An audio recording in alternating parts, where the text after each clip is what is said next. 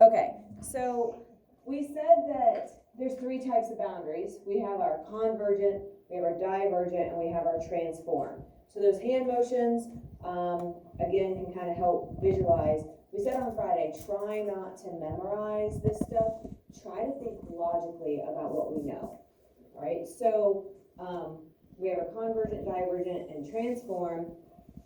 And again, this is showing at oceanic crust a divergent boundary, right? We have the mid-ocean ridge, the youngest crust is here, the oldest crust is here, and out here, whenever this crust eventually encounters a continental crust, that's when a subduction zone would happen.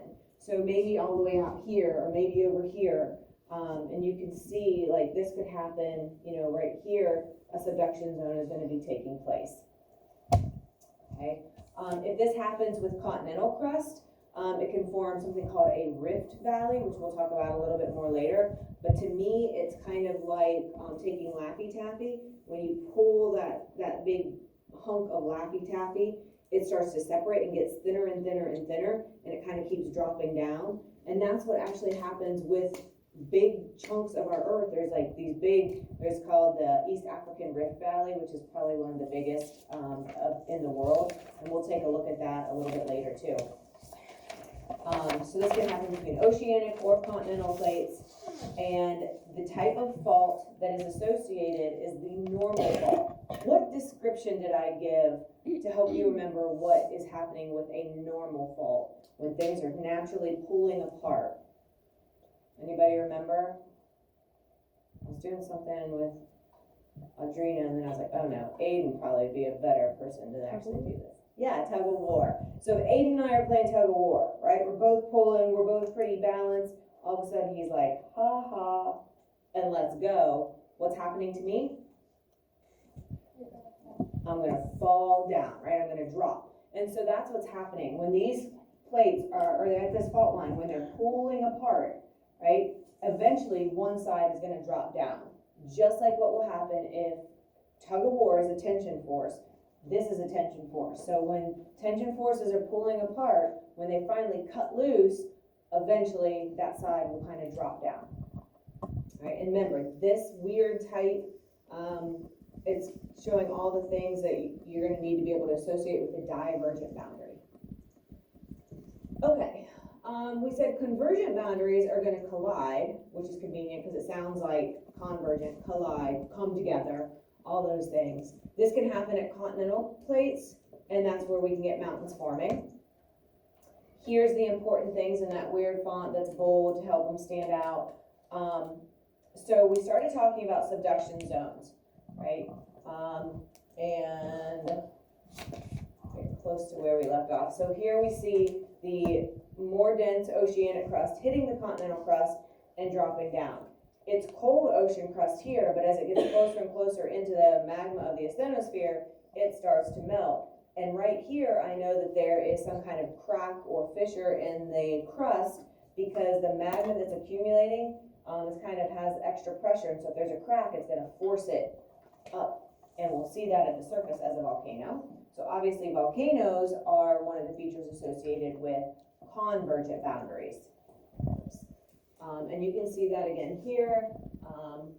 And so you can get this line of volcanoes sometimes forming along the coastline at a subduction zone area. And this is where we left off on Friday. Okay, everybody feel good with where we're at so far? And again, a lot of this is just thinking it through. Try not to memorize, but just like be logical. If you think of crust pulling apart, then the magma is going to be there to fill it in. And then if this crust keeps getting pulled apart and apart and apart and apart, that oceanic crust has to eventually go somewhere, right? It's not like we're just building these giant mountain ranges everywhere along all of our coasts. So it's only natural that a subduction zone has to take place, or else we would have nothing but mountains bordering every continent where there is a mid-ocean ridge somewhere pushing the crust into the continental crust. All right, so here's our new one for today. and we had left off like, why don't we run out of magma? And it's because of this recycling of the old oceanic crust. So it's a pretty good system. Keeps our ionosphere stocked full of rock that can melt to magma. And so as that old oceanic crust that was originally made during seafloor spreading converges or comes together or collides with continental crust, it's going to subduct, sub meaning below, duct meaning it's like it's ducking below it, right? And that crust will melt and become new magma.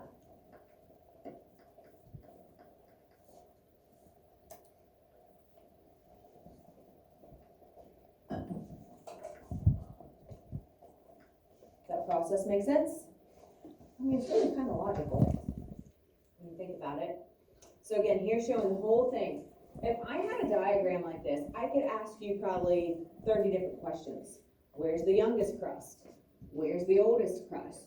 Where is the mid-ocean ridge? Where is the material coming from to make the new crust, right? Where is, or what is the most dense crust? Oh, it's oceanic. Where's the subduction zone?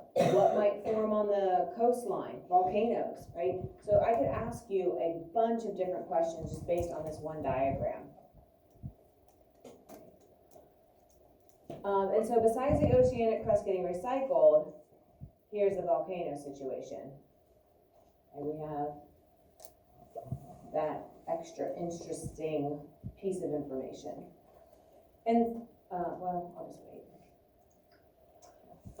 And so again, here we have the rising magma.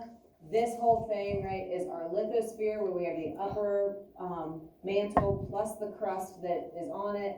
This is kind of showing underwater and like kind of showing this idea really good, where the seafloor is spreading, right, at this divergent boundary. The magma is rising up. We have the old oceanic crust here. We have a line of volcanoes forming along that coastline, and you can see right here at this subduction zone that that old oceanic crust is melted back into magma, and it's pushing up because you have this kind of accumulation of magma in that location. So any kind of little cracks, it will allow that magma to force its way to the surface as a volcano. Okay? And we get those volcanoes forming parallel to the coast. These can also form, so remember how I said that the continents themselves are not usually the border for a plate boundary? Most of the time, like, it's a little bit away from the coastline. So sometimes you'll even see like a arc of volcanoes that would form parallel to the coast, but not actually on the coast. Because underneath where you can't see where the plates are coming together and the subduction zone might be farther out. Just so happens that it's pretty close to this coastline, so that's where the volcanoes end up. But if this was all kind of shifted and it was coming together out here and it went down, you might have a line of volcanoes that form kind of like volcanic islands.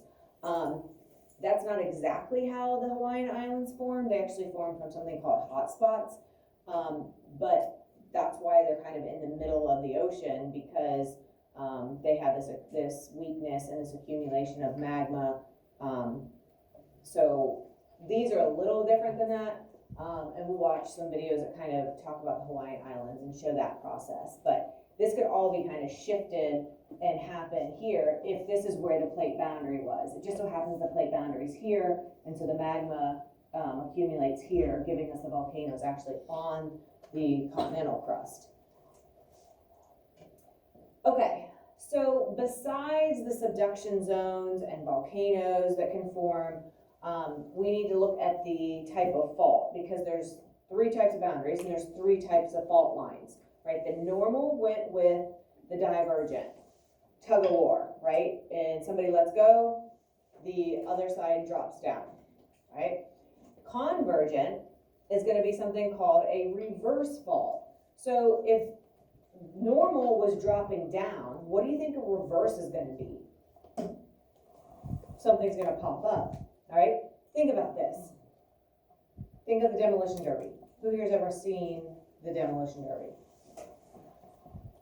Huh? Nobody? You guys have never watched a demolition derby? Isn't it like? What are you guys doing? I don't watch Never a demolition derby? My dad has. What without the bumper? What? Oh my gosh. I am sad for you. Your homework.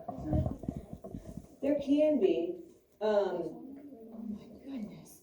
So demolition derby, people always get like all these old vehicles and like at the fair, like they have like the big concrete barriers and they keep them in like this arena and they crash them. Oh, I've seen it.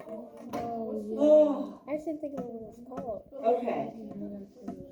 Well, It's just called the derby. for fun, like they have helmets and like if your car is damaged, they make you get out so like you're not just sitting there getting rammed.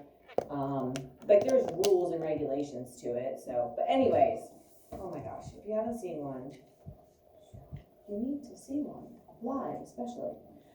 Demolition derby, the cars are just like ramming each other. Well, think about it. Convergent boundaries are plates that are coming together. So most of the time, when cars hit, if one of them is more dense, it's gonna stay down, and the lighter one pops up. Right? And that's what happens. And you can also think, okay, if you remember that the normal fault is divergent and one side drops down, the reverse of that, like Brooke said, when they come together, one's gonna pop up, all right? And so it's the movement of crust upward in response. So they're pushing, and they can only push so long before one of them will pop up. And that is basically what a reverse fault is. And it's the exact opposite or reverse of a normal fault. So really, you just kind of need to remember the normal fault. And if you remember the normal, then just reverse it and you get the reverse. So that's kind of nice. Transform boundaries are actually pretty easy because there's only really one main thing that happens there. And so these are the boundaries that are going to travel side by side. Now they can actually travel two different ways side by side, and we'll talk about those in just a second. So when the plates suddenly move and they release vibrations, which we feel as seismic waves, and we call those earthquakes. There was another earthquake, I don't know if it was the end of last week or over the weekend in Indonesia. I think it was like 5 or 6 on the Richter scale. So right now, our Earth is very turbulent. Like there's a lot of, usually, you go months in in between hearing about earthquakes that are substantial enough to warrant, like national news. And here in the last month, we've had 4 fairly major ones. Obviously nowhere close to us, but, so there's a lot of activity happening over at those plate boundaries. Right, and so it's kind of crazy. You can see this as a field, and so obviously, this has shifted, right? It used to be together because these rows obviously used to line up, and now they don't. And that is kind of weird. Like if you were actually like looking down and you're actually there and you're seeing this, it's just like that give you kind of an eerie feeling, I think. And so the plates can actually slide like in opposite directions. That's one way they can slide. They can also be moving in the same direction, but one is moving faster.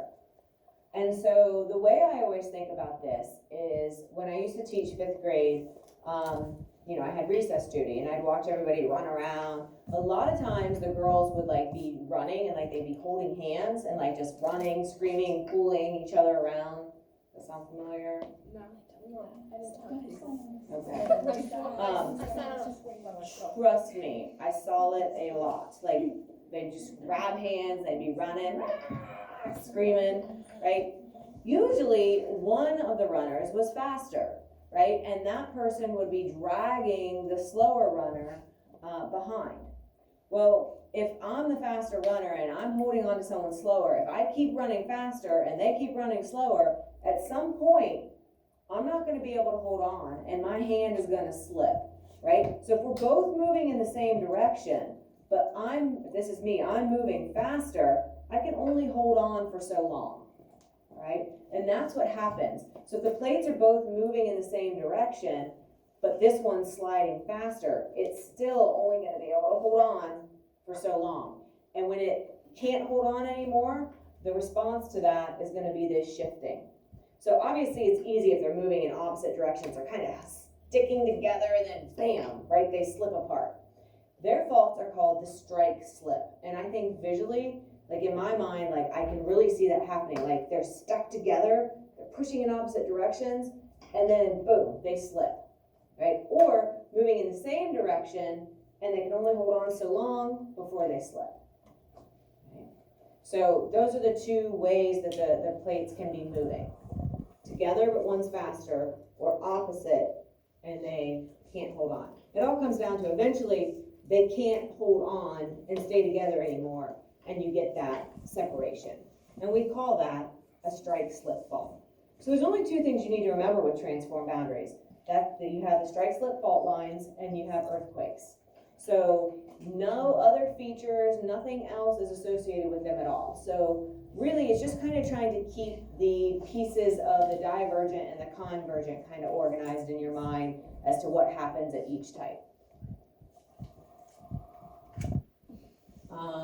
Just showing some pictures, like this building looks like, unfortunately, it was built right on a strike slip fault, and when it cut loose, it just snapped that building right in half.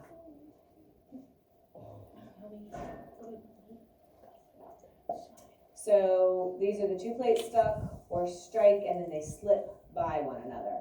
And this vibration, as it responds to that slip, causes seismic waves and earthquakes. And San Andreas fault line is the largest, most famous for sure. Anybody seen the movie San Andreas with The Rock? So after our state test, I usually reward you guys with being able to pick a movie that is related to one of our science topics. So like Jurassic Park, because we'll talk about genetics, or the San Andreas movie with The Rock. That movie actually has, like, the beginning of it is very, very scientific and accurate. It's really cool.